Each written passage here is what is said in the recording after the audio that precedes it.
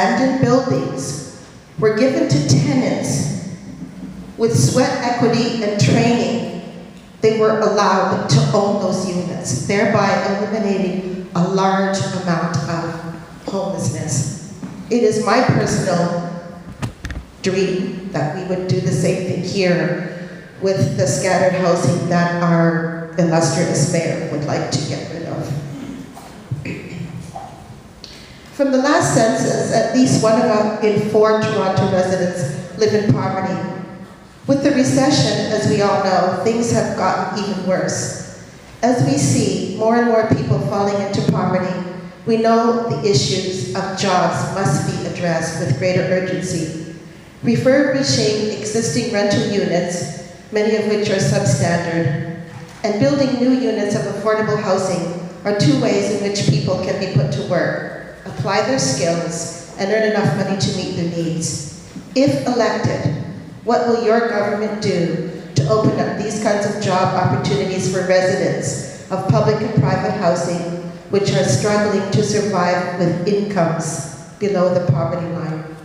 And I just wanted to add that TCHC has a social investment monies in place. Why can't that money be used for tenants to refurbish their units, thereby eliminating the need for TCHC housing to be sold off and relocate people, thereby making more people homeless? Thank you.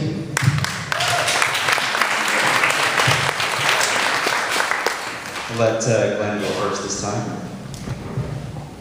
Thanks. I think the points you make are very critical. I think that work in affordable housing should be done by people who live in affordable housing.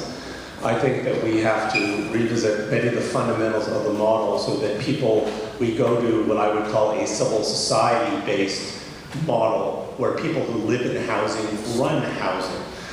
It was a transformation I led when I was mayor of Winnipeg, and we went to a neighborhood housing plan where we interviewed and worked with everyone, as we are now in Toronto Centre with Councillor Wong-Tam and Councillor McConnell and MP Ray, which is to actually build a community housing decision-making process.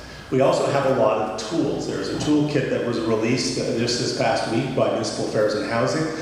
We have Section 37, we have tax increment financing, we own a bounty of land. One of the things that we've been successful in is that 25% of all affordable housing, all housing in the West Don Lands will be affordable, which I think is a good model going forward. But if people don't control the housing, the model that I believe in, that we're developing through social innovation, is actually to use any kind of social assistance as a foundation with benefits so people can actually do that work. Very similar to Common Ground, where people with developmental disabilities actually run their own coffee shop and bakery, and the money, rather than going to keep people dependent on the state, actually funds their own business. The program we ran in Winnipeg, which I am trying to drill here, and I think we have some successes with, is that my own son, who was a street involved youth, learned how to be a roofer and then a carpenter through housing programs that ran out of our schools. And we've been at this, I've only been at this for 1 year, but we're well advanced right now down that road, and I think what we're going to be doing in Toronto Centre in the next 4 years is going to be a shining light for change across the country. Mark? I like your idea, thank you for the question. I would advocate for home energy refits where tenants, of course, could take part, and I think that helps, as you say, create jobs, and people who are living and looking after their home, of course, have their own investment, not in a monetary way, but in making a house a home and that sort of thing. And I think that's very important and should not be overlooked at all. That's all I have. Kathy? So first, I forgot to mention in the beginning that the NDP platform on housing, poverty, and a few other social justice issues has not been released yet. It's coming, so stay tuned. But having said that, I also want to mention, if you look at the Conservative platform, the word housing is not in it once if you do a job search, not once. And Mr. Murray, there's one paragraph on housing in the Liberal platform, so I just urge you to go to the platforms to compare, because you'll hear a lot of talk, right, and not necessarily real content that's going to come true. So I just want to mention, well, first, I'm very moved by your HIV story, the story that your friend, and that's where rent supplements could have been used for emergency life-saving housing, as they were at Tent City, and we called for that many years at Toronto. But with respect to your inquiry about jobs, I'll just give you one example. There's a program called Hammerhead, I hope I'm saying the name correctly, that's done by the building trades. And I went to their presentation recently because they want us as a party, the NDP, to know about it, to be able to expand upon it, because it provides training for low-income youth in particular, up to the age of 24, but this could obviously be expanded to provide concrete building trades experience that leads to a real job. And it's fascinating. I first saw it in Vancouver, where street youth were being trained in partnership with the union for that. So that's like one example that could be truly expanded to help deal with that issue and involve people in reconstruction and refurbishing housing. Kathy mentioned the Conservative Party. As many of you may know, there is a space for the Conservative Party candidate as a name plate beside Glenn there, but no one's sitting there, as you probably noticed. Just so we're right there, we're invited, but we decided not to come. Questions from the community panel. Our last panelist, Paul Hinton Bogart. I think I hope I'm saying his name right. President of the Cooperative Housing Federation of Toronto.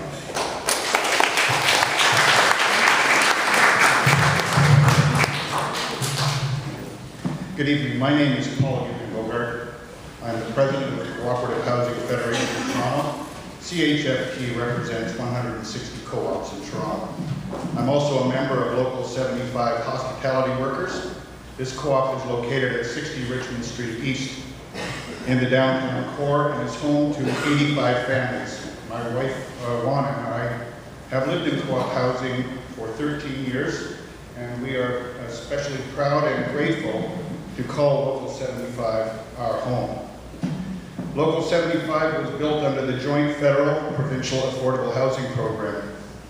Regrettably, ours is the only housing cooperative in the City of Toronto built under this near-decade-old program.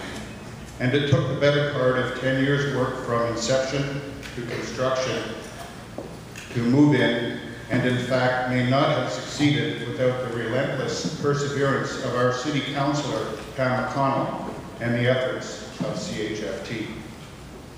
Beyond the need to build more affordable co-op housing, the province ought to restore co-op member self-management.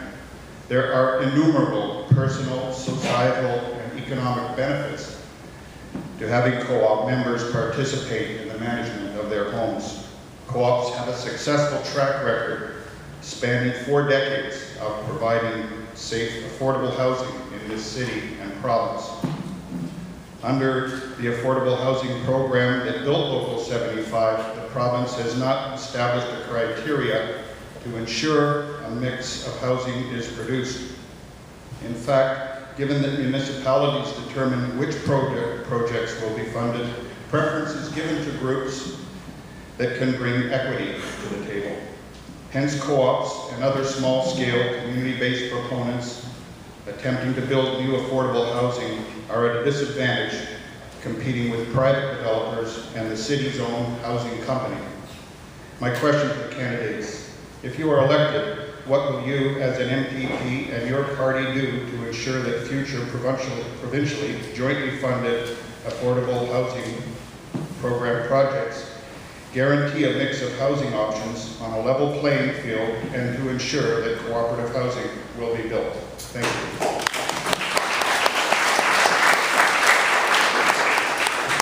Thanks very much, Paul. We'll give Mark a chance to go first, and we'll ask Kathy and then Glenn to answer the question.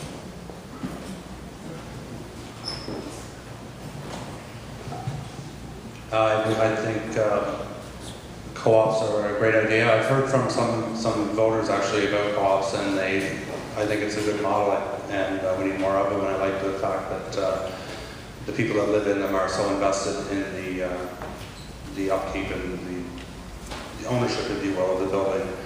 And I would definitely be in favor of more of it. Okay, Kathy, go ahead. So I've lived in co-op housing for 25 years in total.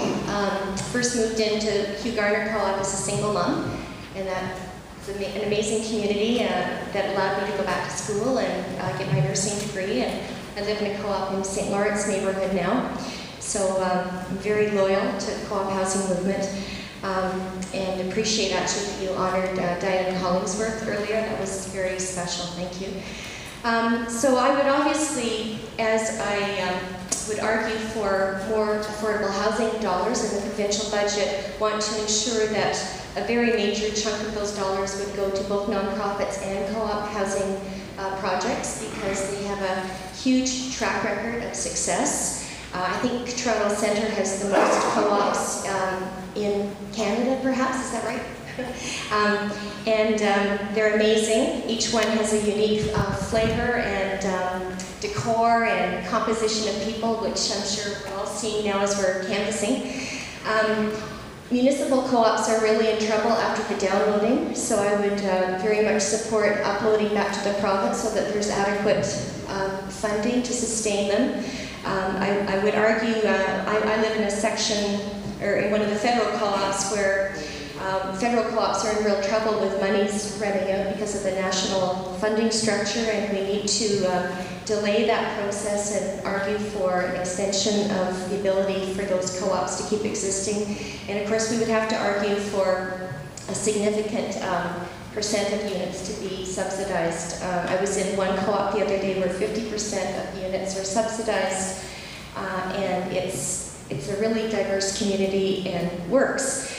The other advantage of co-ops is you can develop co-ops for special communities and special needs. And I think H Area 75 is one perfect example of that in the downtown core. Many who are in the hospitality sector who are working there, and I look forward to visiting there, I think, within the next couple days. Thank you. Thanks. I think co-ops play a really critical role, and I want to thank the Co-op Federation because they've been helping us with the working groups that Councillor McConnell and Councillor Long-Tam and MP Ray and I have established in each of the neighborhoods to look at co-ops. We have 110 acres of provincial land, and I'm going to guess that there's about that much municipal land. We've already identified as a province 6 parcels of land that could be turned over to co-op or to collaborative co-housing, affordable housing. So I think you have to create an affordable land bank, which is very hard in Toronto, because not only do you have to compete with developers, I won't repeat the entire toolkit that I left, but I really do believe that with the reforms we made to the City of Toronto Act, everything from Section 37 to tax income and financing to a $12 billion annual infrastructure budget, which we can apply for funds, to community bond legislation now and to loans, that we can more than solve it. I take Michael's point, Shapcott's point, and I have a huge respect for him, even though he stole my best policy guy from my office, who's been working with us and with Wellesley on this, is that we have enough resources to do that. Because if you take the 150,000 plus number, it seems overwhelmingly and hopeless. I'll just conclude by saying this. There are probably in my neighborhood, maybe 500-600 people that are homeless or underhoused. And I could go neighborhood by neighborhood by neighborhood, and this is what I did in Winnipeg, and I've done this in I've worked on projects in Minneapolis. Then it's solvable. I'm sorry, we're already building 1,500 affordable housing units in the West Don Lands. People who live in Corktown should have right of privilege, as people in Regent Park do, to be the first to get affordable housing, and they should help design, whether they want home ownership, where they want co-op, where they just want a shelter and a safe place tonight, where they don't have any responsibility to maintain a home. And when we get real choices, then we're really lifting people out of poverty, when it's more than just about money, which is critical, but it's also about dignity and choices.